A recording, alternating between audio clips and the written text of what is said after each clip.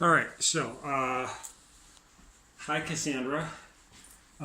This is a video of the shower portion of the steampunk bathroom. Um, I'm going to talk kind of fast and try to keep this short so I can email it without too much of a problem, in theory. So what we have is, this is the back panel of the shower. So you're looking through the shower door, and that's the back panel you see. This panel and this panel are the two end caps which have been folded open. So as you look through the door, and the door, imagine if you will, the door splits down the middle and is a slider on either side. So the idea is, since the toilet is here in relation to the shower, the idea is that you come in on the right side, slide the door open, step in here.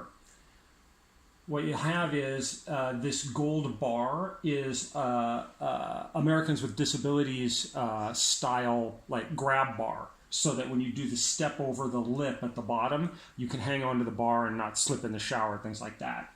So that'll be along this wall at the end of the shower as you step through. On this wall, you see all of your shower controls.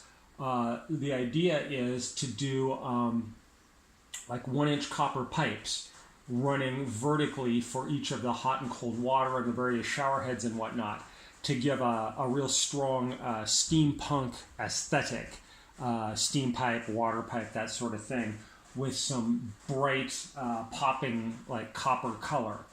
And then the squares on either side of it are a couple of trays. Each of these will have 2 bottles in it of, like, shampoo and conditioner and body wash and things like that. There'll be antique bottles with, like, bronze pump tops. So that'll be the shampoo conditioner area of the shower. These are, because the bottles are standardized, they're replaceable. So when I'm in the shower, I grab my bottles, I stick them in the racks. When somebody else in the shower, they grab their bottles, they stick them in the racks. And so it always has the right look, and the bottles are swappable. And if guests come over, they just use whoever's they want or whatnot. This is a 6-foot tall person in relation to the various pictures and whatnot in the shower.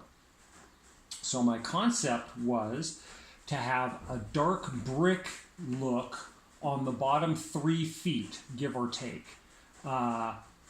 And 3 feet is not an arbitrary number. 3 feet is actually, this bar is supposed to be at about 38 inches high. And so these controls are also supposed to be about 38 inches high, according to U.S. standards for where you, like, grab and turn and things like that.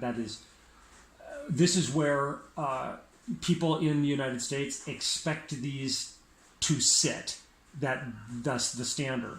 And so by putting it in the same spot, it creates a standardization not only for Panama, but for any U.S. guests that we have, or if I decide to use this house as an Airbnb or whatnot, anyone who comes down from the U.S. or Canada would find these to be exactly at the height that they expect. Same thing, you can't see it. I'll show it to you in a minute. Same thing with the countertop. With the sink top is all going to be within an inch or two of the standard height. So I didn't want this to be too bright. I have all kinds of different pictures that I could have put in the shower, but I didn't want it to be, like, too colorful, because that kind of defeats the whole juxtaposition of the dark and dingy, coal-powered, steam turn-of-the-century era, combined with the very bright, brassy, copper, red type of colors that are offsetting that kind of a gray background. So the idea here was to use, like, a stone or a brick type of tile look along the whole bottom 3 feet all the way around the shower, keeping the line consistent, because visually people like consistent visual lines. And then right above that is the grab bar, and then the shower controls. This area is 1 foot tall in each, And ignore this green and this writing. That's actually a part of the graphic that I pulled off the internet, but that wouldn't be there. So this would be 1 foot tall, and I'd put some sort of tile or something else back there, a relatively flat tile. These tubes are all hanging off of a framework that comes down from the ceiling and bolts into the wall at the bottom.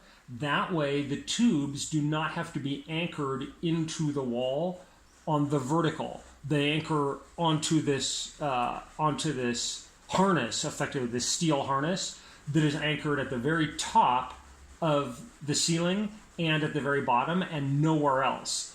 The problem with anchoring on the wall is that these are big tiles, and anytime you drive a hole through it or put a screw through it or try to drill into it or whatnot, you take the chance of breaking the tile, and thus you have a giant piece of broken tile and you have to replace that. So to avoid that, I decided, why don't I just build a steel framework and hang all these tubes off of it rather than having to anchor them back to the wall. You'll notice that there are very large squares here. These are 18-inch square tiles because this is 36 inches wide. In this case, these are white tiles with a vinyl sticker basically put over the top of them, and then the sticker is cut at the edge of the tiles, and then the tiles are put in the right order. So you end up with what looks like tiles, white tiles, with hand-painted drawings on them. But in fact, it's just a vinyl sticker. And so here's some pictures that I pulled up off the internet that I thought would look kind of cool. This one is a compass rose, which is a nautical compass, north, south, east, west, and it'll be behind the tubes. It has kind of the reddish and the brownish colors in it, which help work with the copper tubing, which is kind of cool. This I wanted to keep just straight black and white because it's very, it grabs you as it's straight black and white. I like that it doesn't offer too much extra color. The mermaid I might tint, so I might do the waves that are currently black. I might do the black parts blue on the waves, and perhaps a nice reddish orange sunset to match with offset the copper color on the other side. So that could be kind of fun. This gold bar is not necessarily gold. That's the color I use to designate it. It could be a copper color or a rose gold or any number of like more reddish colors. It's going to be a stainless steel bar, and I can tint it or paint it whatever color I want, even bronze. For a darker brown color. So I need to figure out what kind of tiles to put in this 1 foot tall section here as the wraparound, and then what to do in the roughly 1 foot across the top. I just threw some color up here to show that tile needs to go there. But so for this 1 foot here and then the 1 foot across the top, and this is 8 feet tall, I need to figure out what to do. But anyway, so tell me what you think, and if you have any ideas, or for that matter, if you have any artwork that you want to contribute, because I can turn basically anything into a vinyl sticker and then put it on a tile and make it look as if it was hand painted on the tile. Alrighty. Oh, good.